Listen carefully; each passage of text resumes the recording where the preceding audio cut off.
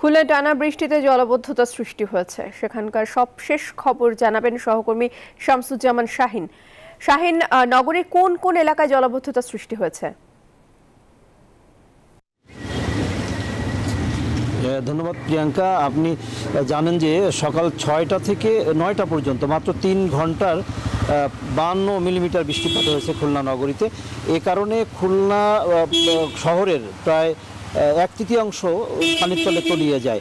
বিশেষ করে এখানকার যে নিম্ন অঞ্চলগুলো আছে, অর্থাৎ খুলনার সিটি কর্পোরেশনের ৩০ এবং ৩১ নম্বর ওয়ার্ড এবং মজগুনি আবাসিক এলাকা, এখানে স্থায়ী জলাবদ্ধতা তৈরি হয়েছে।